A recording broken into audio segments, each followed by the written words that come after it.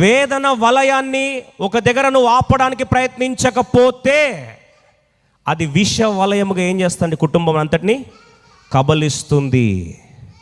ఎందుకు తెలుసా? బైబిల్లో రాస్తుంది, అపవాది ఎవరు? ఆది నుండి వాడు నర హంతకుడు. వాడు చచ్చిపో చచ్చిపో చచ్చిపో అని ఆలోచనలు రేకెత్తించి ఆత్మాన్యత భావన తీసుకొచ్చి హృదయంలో ఒకలాంటి భయాందోళన వాతావరణం కట్టేసి పట్టిందల్లా నాశనం అయిపోతుందన్న భ్రమ క్రియేట్ చేసి శాపానికి నిలయంగా నీ జీవితాన్ని నువ్వు వెళ్తున్నప్పుడు భ్రష్టు పట్టించడానికి ఎదురు చూస్తూ ఉంటాడు.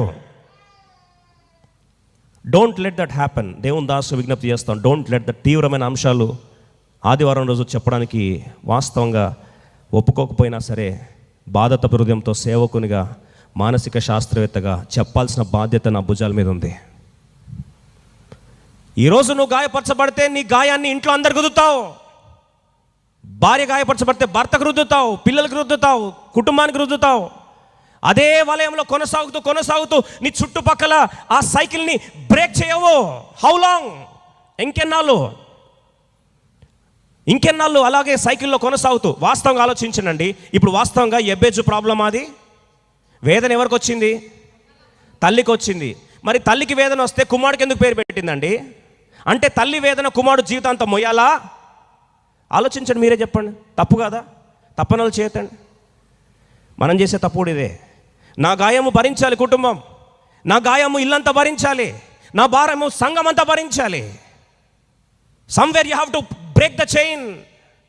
అందుకొరకు యెబేజు అన్నాడు, నా తల్లితో స్టార్ట్ అయింది. అసలు నేను ఏం తప్పు చేశానని తల్లి నాకు ఈ పేరు పెట్టింది. నా తల్లి వేదనలో ఉంటే నాకెందుకు వేదన అని పేరు పెట్టాలి? సరే, నాతోనే ఇది ఫుల్ స్టాప్ అయ్యి ఆగి పోవాలి. నేను ఎలాగైనా సరే ఈ వేదన, ఈ బాధ ఇంతటితోనే చర్మగీతం పాడాలి. ప్రభు టిక్ మార్క్ పెట్టాడు. నువ్వు ఎవరు అవుతావయ్యా? మిగతా వారికంటే గనుడు అవుతావు. ఈరోజు ఆ గనులు లైఫ్ టైం నుంచి రావాలి. ఈరోజు వాక్యం అంటే నీవు గనుడువై గనురాలివి కావాలి. You should be Jabez to break the curse cycle.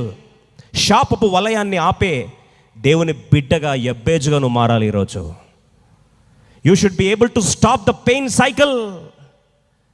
ఈరోజు నువ్వు ఇతరులకు ఆదరణగా మిగిలాలి, వేదనగా కాదు, శాపముగా కాదు, ఆశీర్వాదముగా దేవుడు నిన్ను మార్చునుగాక.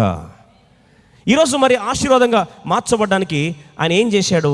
పరిష్కార మార్గాన్ని, సమయం లేదు కానీ కేవలం ఇంట్రొడక్షన్ మాత్రం, ఒక తలంపు మాత్రము జ్ఞాపకం చేసి ఈ అంశాన్ని లోతుగా వెళ్తామండి. We are going to go step by step, డీప్గా వెళ్ళాలి.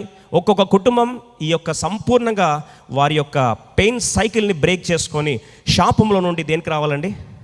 ఆశీర్వాదంకి రావాలి. తెలియకపోతే సాతాను 2 నిమిషాల్లో 2-3 నెలల్లో స్టోరీ మార్చేస్తాడండి. 2-3 నెలల్లో స్టోరీ మార్చేస్తాడు. సాతాను చేతికి అప్పగించబడితే వాడు మనిషిని చంపేదాకా వాడికి తృప్తి రాదు.